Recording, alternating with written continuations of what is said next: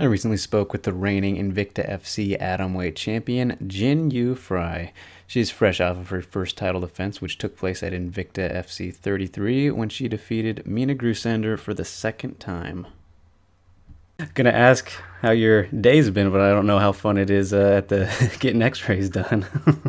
Uh, yeah, sitting in waiting rooms all day is not my idea of a good time. Yeah, I could imagine. I don't know if anyone would enjoy that. Everything okay, or is it just like routine stuff? No, everything was fine. Like, my hand had just been bugging me, so I was like, I might as well get it checked out to make sure nothing's wrong with it. And it was fine. There was like a small fracture in my nose, so which is fine too. So Nothing crazy. nothing major. Yeah, that's good. That's good. Well, yeah, big congratulations on the fight. I mean, awesome stuff. See you getting that win, and I mean, I'm really happy for you, honestly, because like, it's kind of been a wild ride for you, I would say, like on your path to becoming a champion after the Sugar Creek Showdown, you know. And I mean, I just look back at your first Invicta title shot against Ayaka Hamasaki, which was a fight that you were clearly winning, but then she ends up landing one big shot and it opens that bad cut. And then there was the setback against Sohee Ham for the Road FC title, and then the quote unquote controversy with the first Grusander fight. So it's like, how great does it feel to finally be able to sit back, relax, undeniably say that you're the atomweight champion? Um, I feel a lot of relief. But, there's a lot of stress coming into this fight. I felt a lot of pressure. I know there was a lot of like naysayers from the first one, and I just had a lot of stuff going on in my personal life, especially compared to pulling out a fight, and this definitely, it definitely took a lot of perseverance to get through it, but I made it, and I did what I needed to do. Just kind of relaxing a little bit, trying to take in the moment and take a load off. Yeah, for sure. Yeah, I mean, on top of that, like you were saying, you were also kind of fighting through that fight outside the camp due to the loss. So my condolences there. And mentally, MMA isn't exactly the most relaxing sport as is. So obviously had to be very difficult for you. But do you think that being able to fight through that and overcome it all, just makes the win that much sweeter and makes you that much stronger going forward? Yeah, absolutely. It definitely, looking back and saying that, this is probably one of the, hardest things I've ever had to deal with, putting my dog to sleep and being able to, fight through that and muster the energy to get through, and stay focused and, take care of my business. It's probably one of my biggest accomplishments thus far, just because I know, just how deeply her loss affected me. Yeah, I can imagine. But yeah, it was another great fight with Minna Grusander. And aside from those outside factors, did you change up your preparation much going into the rematch, or was it just more of a thing where you were looking to go out and make like a big statement? We didn't change just a lot of things. It's for whatever reason last time I don't even really have a good excuse. Like, I had a great camp, I felt really ready, but for whatever reason, like once I got out there, I just had trouble getting going and pulling the trigger. Yeah. And just sometimes you have off nights, and so it wasn't really a matter of being ill prepared. It's like I had all the tools in my toolbox. I just for whatever reason, I just didn't perform as well as I could have. So we didn't change a lot, just because it's like I know what I can do. For whatever reason, I just didn't pull the trigger last time. The focus of this camp was mostly just being as brutal and mean as possible. Yeah. But we didn't change a whole lot. Yeah. Is that a new thing for you? The mental shutdown. I've heard of it happening to fighters before. Like, everything's awesome, but then on fight night, it's just like, man, I don't feel like fighting. Is that a first for you? Yeah, I mean, it kind of was, and I just, and I didn't worry too much about it and it wasn't even necessarily that I didn't feel like fighting. It's just I never did step on the gas, and like I was just like too complacent. And but yeah, that was definitely a first time because I'm like, normally I'm pretty calm like right before my fight. I'm like, it's okay to be this calm. Like once I get in there, like my body takes over. I know what to do. It's fine. Yeah. But it's almost like I did like wake up until like the late rounds. So yeah, I just knew like coming in, I was like, okay, you can't wait around. Like we got to hit the gas like as soon as the bell rings.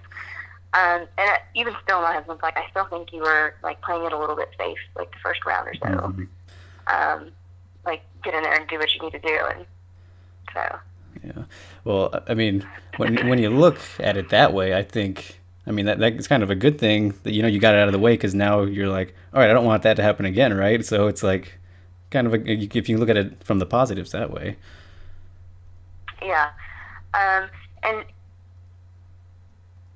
honestly, like I'm pretty cool headed. Like when I go into a fight, like it's not my intention. Like, oh, I'm gonna hurt this person, or I'm just kind of cool as a cucumber. Like I go in there and I just do. But this time there was a lot of emotion, and I was hurting inside. I was upset. I was angry at some of the things she had been saying, online or whatever. And I heard her say that she thought I didn't even want to be in there with her, and so this time I was like, I'm gonna fucking hurt that bitch. I'm going in there like I'm gonna fucking put my hands on somebody and I'm hurting somebody. And so I've never actually gone in like angry or emotional. This time I did, and it's okay. It worked out. Because a lot of people are like, I've never seen you that aggressive before. I'm like, because I was angry. Yeah. So maybe that's a silver lining in the whole situation. Yeah. Is that helped me tap into a different part of myself. Yeah, definitely motivating, right? And so, I mean, yeah. As for the fight itself, the second fight, and you said you got the job done, which I totally agree with, and that's why it was, in my opinion, surprising to hear when it was being read as a split decision. But when comparing the two fights, how did you feel about this one? I felt, a lot better about this one. I do still think I did enough to win the first one, but it kind of left, like, there's kind of a dark cloud over it, with there being so much controversy. I had plenty of people telling me that they thought that I won, and then I had plenty of people telling me that they didn't think I won. And so it really kind of cast, like I said, like a shadow over the win. Like it didn't feel like that great of a win. I still didn't get the finish. Like I was really hungry for the finish. Like, absolutely, there's no doubt in the decisions. Like I want to end this. Yeah. I still didn't get that done, but I was still, happy with what I was able to do. So.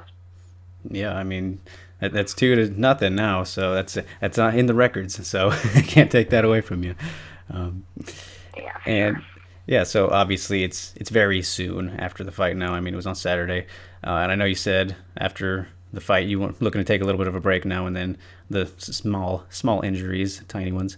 But when it comes to who's next, do you have anyone in mind yet? I mean, it looks like Alicia Zapatella, who also won on Saturday, or maybe a rematch with Ashley Cummins could be the immediate options. But correct me if I'm wrong, of course. I saw that, those two were making their case, and they both make pretty good cases. I think they're both on like a 2-fight winning streak, and, they've both been impressive in their last couple of outings.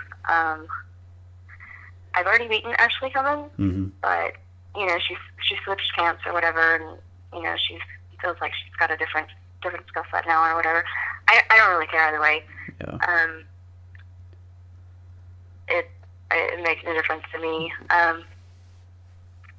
Because this was actually my last fight on my Invicta contract. So, wow. Now we've got to negotiate and get some details worked out before we get to that next step. All right. Well, that goes perfectly into my next question. So, sticking with the same idea, of what's next for you, while circling back a little bit, I mentioned Hamasaki earlier, and Bellator and Ryzen happened to be collaborating for a big cross-organization title fight between the bantamweights, Darian Caldwell and Kyoji Horiguchi, at their next show. Hamasaki also happens to be fighting for an inaugural title at that event. Assuming she wins, or even if she doesn't, I guess. I mean, would you be open to perhaps being involved in something like that? Yeah, absolutely. There's not a single loss that I wouldn't like the opportunity to get back. Mm-hmm. And especially, the fight with her, there was just so much left, undone. And, like you said, I was up in the fight, and, but that's the way fights go sometimes. Mm-hmm. All it takes is a split second to change that. But yeah, I'd love the opportunity to get that one back. Yeah, that one was a bummer, man. I was like, oh, of course, a cut of all things. It's whenever somebody's up like that, it's got to be the one thing that gets it. So I'd love to see that one get ran back as well. And also, something that's been pretty trendy this year, I suppose, has been super fights or champion versus champion fights. Does anything like that interest you, where maybe you'd go up to challenge a strawweight champion potentially? I wouldn't be opposed to it. The money's right, then, we can make that happen. All right, cool. Very cool. And to shift gears a little bit now, back with Atomweight, I feel like the buzz is getting kind of stronger for the division when it comes to getting it brought into the UFC. And, I actually saw a rumor about it being added as part of the next Ultimate Fighter season, but that's completely just a rumor. Obviously, you agree that the UFC should have the division, right? So do you think it's possible that we could see it happen soon? And now that you're a champion, do you feel like more of a, I suppose you could say, a leader when it comes to helping make that happen? I've heard, from two people who work pretty closely with the UFC, both sides. One person said it's not happening anytime soon. The other person says, I'm pretty sure it's going to happen, pretty quickly. Completely opposite. Which is funny because they both work pretty close to the UFC, and, they have opposing ideas. I almost kind of feel like with them shutting down the men's flyweight division, that it's not a good sign for women's atomweight. It seems like they've never really been that appreciative of men's flyweight, and so I almost feel like, well, why would they add atomweight if they already don't like men's flyweight? Yeah. I don't know. We'll see what happens, but I just feel like it's not a good sign for women's atomweight. Yeah, I see where you're coming from there. I'm just asking these questions that aren't related to Invicta. I don't want to say, I'm not knocking on Invicta. Invicta's great, of course. And I know that they've helped you tremendously in their career. In your career. So obviously you wouldn't be opposed to staying with them for a little bit as well, right? Yeah, they actually were saying that I was their longest tenured athlete. I fought for them more times than anybody else, more wins with them than anybody else. Jeez. So I'm like, I don't know if that's good or bad. I don't know if that means I'm the only one not moving on to bigger and better things, or if it's good that I've been around and on top of the hill there and kept my place for so long. Yeah, I mean you're definitely one of the faces of Invicta. That's undeniable. So I wouldn't say it's a bad thing. It's all good. You're the champion now, so come on. Part of the old guard. Yeah. Yeah. All right, Jin. Last thing I got for you. I believe that you happen to be pretty big into video games. And again, correct me if I'm wrong there, but just curious what games you happen to be into right now, if any. I just purchased Dark Souls Remastered for my Switch, and I love the Souls games. But I definitely rage quit all the time, and I have people all the time that are like, "Oh, you should get on Twitch and you should stream your gameplay." I'm not the most stellar player, but I'm I don't know if everybody. Well, actually, maybe that would be interesting. Everybody just watching me get so fucking outraged and want to throw things and just quitting because I'm so pissed off.